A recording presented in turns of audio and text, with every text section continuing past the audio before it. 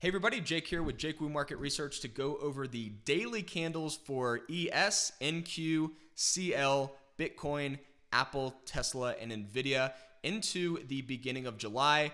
So if you are looking for more content around the weekly and the monthly candles, I am doing 2 videos for Twitter subscribers this weekend, and the Twitter subscription is only $10 a month. It's directly through Twitter, and so I will put a link in the description of this video if you're interested in checking more content out through the subscription. So one thing that I wanted to mention, thank you everybody for all the support that you're constantly giving me on Twitter and even in the comments.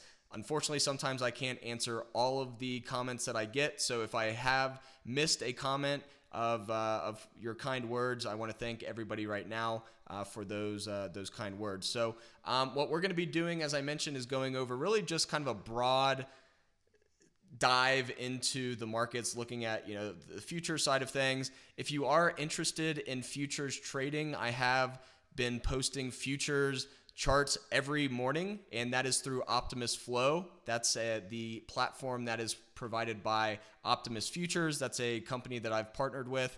So if you do want to check them out, I will have a link in the video as well in the description where you can check out Optimus Futures for potentially a futures broker. And as I mentioned in the previous video that I made, you can't, and actually I don't think I mentioned this, so I'm mentioning it now, you can actually trade on TradingView through Optimus Futures. So you can connect it to Optimus Futures and actually trade while using TradingView as well. But the Optimus Flow platform is pretty cool as well. If you haven't seen it, just check out my posts pretty much every morning. I do ES, NQ, CL. So that's just pretty much S&P futures, NASDAQ futures, and then crude futures. So definitely check them out if you are interested in more on the future side. And let's dive into it. So pretty much we had a very controlled pullback over the last week and a half, and that's exactly what we needed after such a big move to the upside. You don't want to have markets go straight up, because when they go straight up, they also go straight down because you have everybody taking profits at the same time. So these pullbacks are necessary to essentially reset the market, get people buying in at a higher price. That allows the market to continue to go up. As you can see here, the volume shelf was really important thing going into the latter half of this week, where price really kind of launched off of this volume shelf. We tested these previous highs that we had back in mid-June, and we're actually trying to close above that area here on ES right now. So pretty much if we can close above this previous wick from the June 15th high, I think we're definitely potentially going to be moving up closer to this 2022 pivot from 46.14 to 46.31 over the next several weeks, potentially even into August. So there's really not a lot of bearishness to any of these charts right now. We're hitting higher highs, we're hitting higher lows, we're pivoting nicely after a move up, we're pulling back, very controlled pullbacks. That's what you want to see. So if we do break and close above this and on pretty much this close, right? So you can either use the wick, or you can just say, okay, the highest close that we had before was 44.7125, and we're pretty much closing above that now. So it really depends on how you consider a breakout, whether it's a daily candle close or it's just a new high. That's completely up to you. In this case, we have a daily candle close above the June 15th close, and we have a new high from the June 16th high that we saw, which was 44.9375. So either way, we're hitting a new high and we're getting a higher close going into the week ahead. Going into July 4th and after July 4th, historically speaking, from a seasonality standpoint, that is a very strong time of the year. So just keep that in mind. Not only do we have the technical setup, but we're also going into a pretty strong bullish seasonal time of the year. Going into NQ, very similar setup here. We did not break the previous highs, though. That's the main thing here, but you can see the volume shelf. So you can see that we do have this volume shelf that's been forming, pretty much showing an aggregation of a lot of volume taking place here, which creates a base for price. So that is something that really acted as a launch pad for price on Friday today when I did this video. So as I mentioned, we still have not broke or closed above the previous June 15th close. So that June 15th close is 15,374. And then the high the next day was 15,475.50. So this one is definitely not breaking out yet like ES is. However, a pretty strong candle on Friday. I would like to see a break and close above this previous high that I just mentioned on the 15th, which is at 15,337. So a daily close above 15,337 would be great. A new high above this previous candle from the 16th at 15,475 would definitely trigger a much bigger move to the upside. If that occurs, we really have to scroll very far back. If we want to look to the left, the main area that I'm focusing on is pretty much this pivot here from January of 2022, and that is pretty much from 15,900 to 16,000. So about 15,900 to 16K on NQ would be my target above if we can break above these previous highs that we saw from mid-June. So all in all, a very strong chart here. You've got volume supporting price shown by the volume shelf, and yeah, looking pretty strong going into a seasonally strong time of the year in July.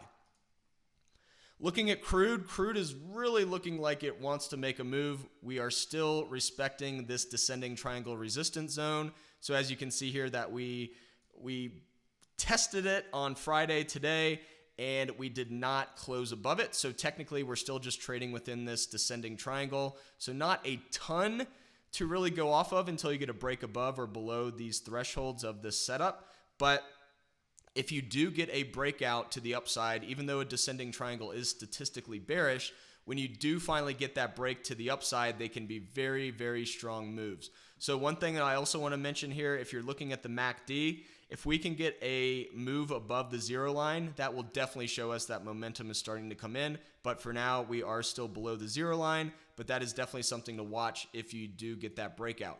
If we get a breakout going into next week, looking at the diagonal zone, that breakout would have to be above 71. So if we get a daily close above 71 going into the week ahead, that is when we'd actually have an official breakout of this descending triangle. And in that case, the target zone initially would be the June 14th, 2022 high, pretty much from around 80 all the way up to around 82.50.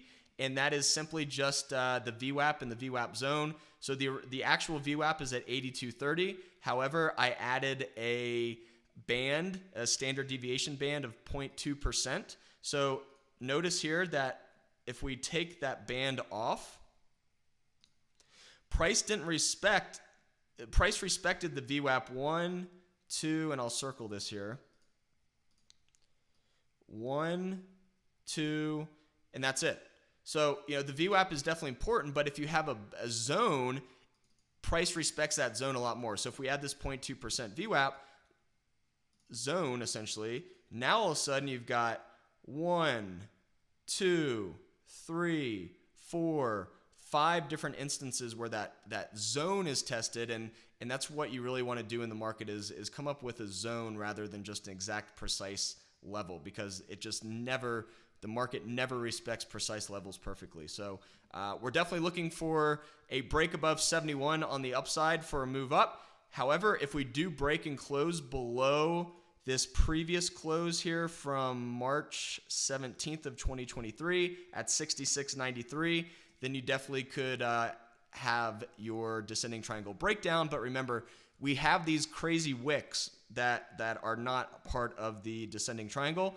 But notice that these wicks are not daily closes. So once we actually get a daily close below this previous close, which was the lowest close before the huge move up in March, that is when the descending triangle would break down. All of these validations and confirmations, invalidations, are based on a daily candle close. So that is really important to note for any of these setups that we're looking at. So oil, you're going into a pretty strong seasonal time of the year. A lot of people are traveling during the holiday. A lot of people are traveling during summer in general for kids being out of school. So I would be shocked if we don't get that upside breakout for crude. Going into Bitcoin, you've got a nice bull flag here on the daily chart. You can see here that this main level that I'm watching above, if we do get a breakout, is pretty much just this previous high from this pivot from June 2022. That ranges from 31,450 to 32,375. So if we get a break and close above the top of this flag, which is currently right around 30,650, then that would be your trigger. And remember, you need a daily close above it, not just a break above it. A daily close above 30,650 going into the weekend, then that would trigger a potential move to test that previous resistance zone, this previous pivot zone from June of 2022, from 31,450 to 32,375. Now, Apple is one that has just been pretty incredible this week after we pretty much just broke out of this horizontal resistance zone. So this was a chart that I shared with Twitter subscribers. Kind of a cool enough thing here. Actually made this box like 4 days ago. And so we got the move gap right into the top of this channel resistance zone. I created a box because depending on what day price moved up would kind of determine what your actual price level is above. In this case, we gapped up and moved right into that area on Friday today when I'm doing this video. So your June 27th breakout and close above this horizontal resistance was your trigger. And then the upside was just this channel above. And we actually closed right at 193.97. 194 was the upper part of this target. So, a really nice gap up. So as I mentioned, if you are looking for more ideas and kind of daily analysis, the Twitter subscription is only $10 a month. It's the price of 2 coffees or 2 beers. So I try to make it affordable for everyone. And I do post a ton of content in that subscription, a lot more than what we have here in this video. So 2 videos coming out for subscribers. This is the only public video that I'll be doing this weekend. One thing I was going to mention for Apple at this point, we did technically close above the resistance zone. So we have another breakout here through this resistance zone. So at this point, you really have to use fibs. So if we're using fibs, I would take the measured move from here down to here.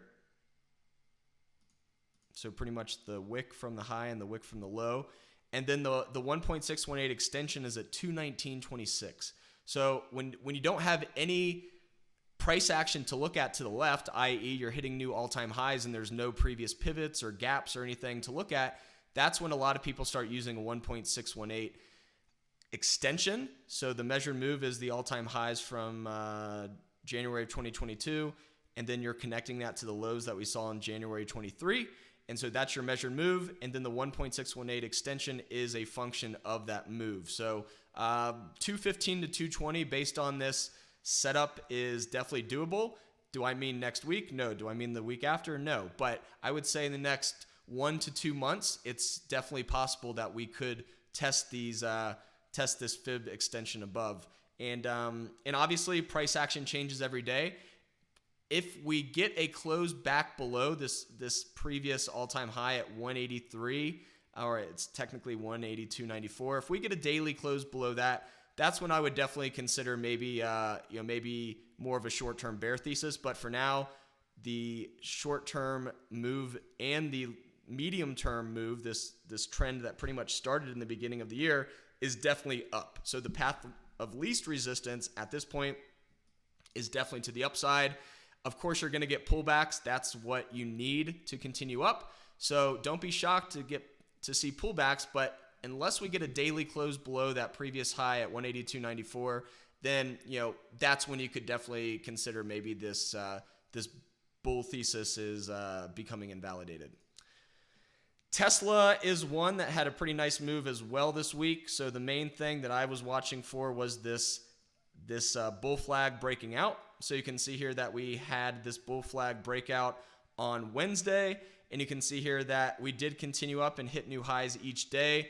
The main level that I'm watching is the previous highs from 274.50 to 277. If we do break down and start to move lower, you do have a gap below that ranges from 234.86 to 240.70. So that is your downside potential. Upside potential is 274.50 to 277. Going into NVIDIA, this has been a tough one over the last several days. You had this huge move down on Monday, and then you kind of chopped around for 3 days, and you finally got to move back up through this SR flip zone. So this was actually a bearish idea that I gave for subscribers over the weekend. The idea was if there was a break below this 419.25 area, then the anchored VWAP below was the target. Let's take off the percent offset here. So pretty much the initial target was 413.50, and then if we broke through that, then the 400 level, which is just a psychological level below, was the next target, and I think we bounced right at 401. So this was a really strong move down and a nice trade idea for those that took that in the subscription. And at this point, since we have a close back above the top of this SR flip zone at 421, then really your path of least resistance once again is to the upside. You've got this breakout that pretty much we got today. So this diagonal resistance zone breakout, it's green, but you know it was resistance, so we'll just make it red. So really nice breakout above not only diagonal resistance but also horizontal level. So at this point, a retest of the highs pretty much from I'd say 437 all the way to the high right around 440 is definitely possible into the coming week. This thing is really relentless. This is definitely a market leader, and you will have times where downside, there are like high probability downside moves when you have a trigger like a breakdown below this previous support resistance area. But for the most part, we're still in a very strong uptrend, and so at this point, buy the dip is working very well for those that are long NVIDIA. That is all I have for the weekend video update. Definitely thank everybody for watching it. I really appreciate your time in checking this out. As I mentioned before, if you do enjoy these videos, please like and subscribe. If you want more content around the weekly candle and monthly candle analysis, definitely check out the Twitter subscription for $10 a month. I'll be posting those videos tomorrow for Twitter subscribers. As I mentioned, going over the broad market analysis for SPY, QQQ, IWM, and then many individual names that have strong setups going into the week ahead on both the daily and the weekly candle setup. Everybody have a great 4th of July for those that celebrate and those that are in the US. And we will actually not be doing any more videos until August. I'll be traveling most of the month of July. So hopefully this video was helpful getting an idea of where we could go into the week ahead. But if you do want those more constant updates, definitely the Twitter subscription is where that will be going into the next month. So thank you, everybody. Hope you have a great weekend, and we'll see you next time.